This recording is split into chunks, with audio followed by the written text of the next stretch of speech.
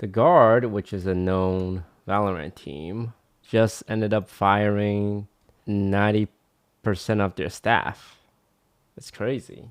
It was one of those like surprise firing too. It was like not the hey guys, we're gonna make some changes. It was people show up to work and then at lunchtime they say, hey, we're gonna have a meeting, and then they say, okay, you're all fired and you have to pack up your stuff.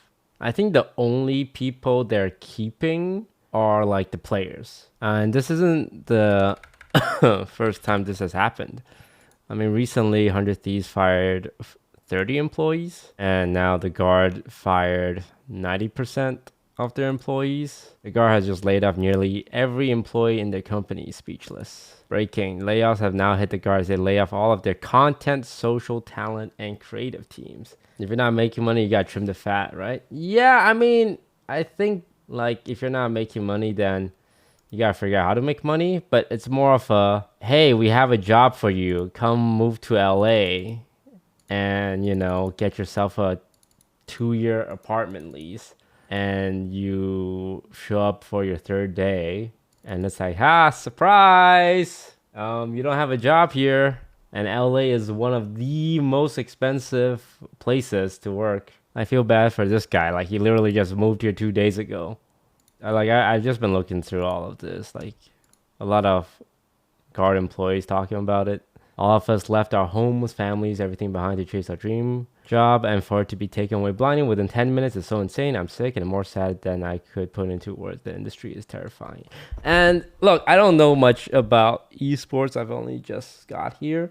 A lot of things that I see that don't make a lot of sense. And like, I think it's finally catching up. Because esports have been around for like, what, 10 years now? And that was so much money. There's still a lot of money for players. But these, again, where's this money coming from, right? And it's all just like investment firms and like big companies and sponsorship. But they never get their money's worth back, unfortunately. And when that's the case, you shouldn't just like, well, we're going to keep spending money. Like the idea of like, we're going to keep spending money until we make money, it doesn't make any sense. You know that phrase, you got to spend money to make money?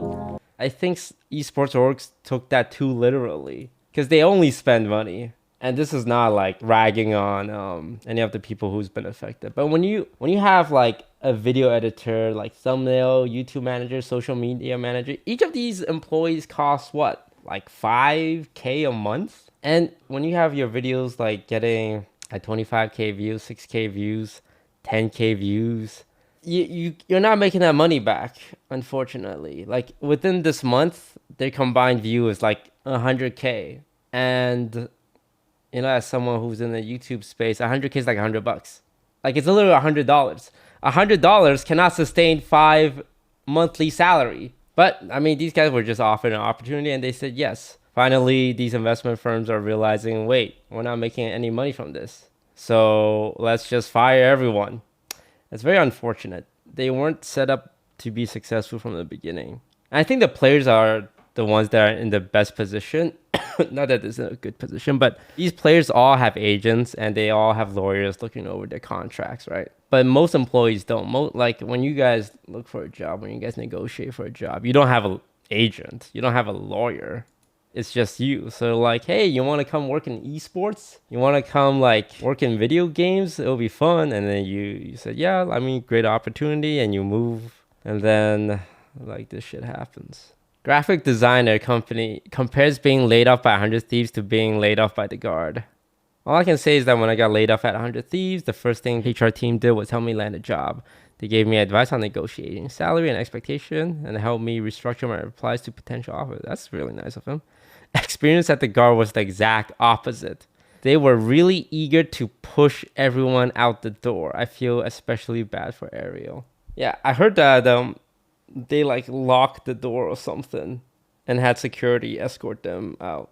How does someone like the Guard make money, right? When you look at the Guard, do they have sponsors? I don't see any sponsor branding. Like when you look at the jersey, there's no sponsor. Like when you look at Giants gaming jersey at VCT, they got fucking Burger King smack dab in the center. I mean, they have merch, It's like $67 for a hoodie. Like, I consider myself to be a decently sized creator. And I would wager I sold more merch with my stuff than the guard did. And I think with my merch drop, I made $20,000. And I sold out like 20K. It's like 20K for me, one person. Like $10,000 for an apparel designer and like 10 employees. It doesn't make sense. You gotta ask yourself, how was the guard making money? And they weren't. It's very sad. Because they make all these promises. They have all this vision. It's like, okay, we're an esports team and we sign content created and the money's gonna start rolling in. How did you get from point A to point B? Why did you think you were gonna make money? What was the strategy? Was it YouTube videos?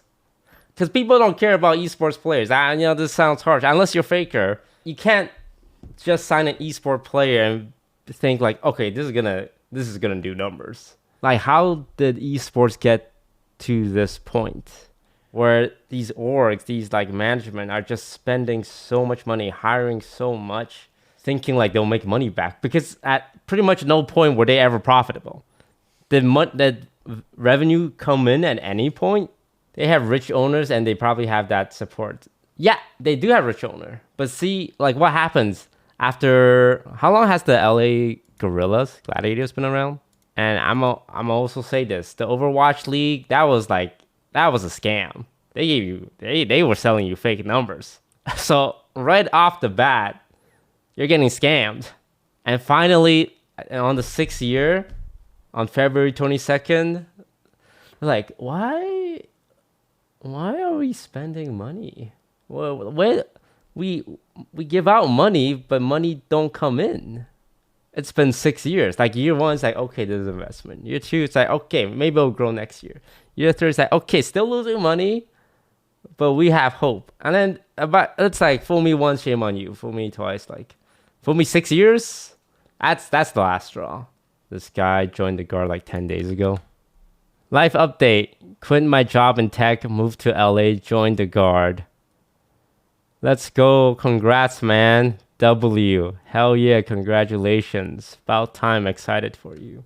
Me trying to get back into the office after lunch today. This guy left his job. I don't understand. The guard knew this was coming. You don't fire 90% of your staff without any kind of clue, right? At some point, like, management's like, hey, we're about to hire this guy. You know, are we all set for that? Like, yeah, go ahead. Like, why were you hiring if you plan to fire 90% of them? What if they're rebranding it's a prank? If this whole thing is a prank, the guard will go from like 20 fans to 0 fans. It's bad for everyone in the scene because it just scares away like sponsors, investors. Because we have to think long term. We have to think long term. We can't just be like, hey, I'm going to take this quick deal. I'm going to take this quick sponsorship. Always better for the space if outside money stays in. And I've said this in the past before. I think the Overwatch League was extremely damaging for investor confidence. I know I have a good relationship with Blizzard now, and I love World of Warcraft, and I love Hearthstone, but when it comes to esports and the Overwatch League, that shit was bad. That shit was, like, from an outsider perspective, I think that was extremely damaging. It's like, why the fuck would anyone want to spend money on this? Like, I'm not someone who likes to say, hey, I want to pay people less money kind of deal. But for the health of the ecosystem, esports player salary on the top end, not on the lower end. Like, I would say I'm paying my players on the lower end. Player salary on the top end, I think needs to come down a little bit because it's just so hard to make money in esports. Like, after talking to agents when I was trying to get players, I would, ballpark each player is like 10K, and the coach is 10K. That's $60,000. So at the pure minimum, if you only have 5 players and a coach in your entire org, which is never the case. You always have more people. If this is the only 6 individuals in your entire org, you still have to make $60,000. And like winning tournaments aren't gonna pay that because the odds of winning tournaments are so low, and the payout for like tier 2 tournaments like 10,000, like 60K a month just to break even. 720K a year just for the actual players, and you're not making that. You're not like, and the reason why players can ask for this much money is because orgs are willing to pay it. I know someone getting paid like 30,000, 40,000 in like really high level esports team. A year? No, a month. A month. They're just really good players, but they don't translate that into like YouTube views. They don't translate that necessarily into merch sales, right? I imagine we'll see a little more of these in the coming year.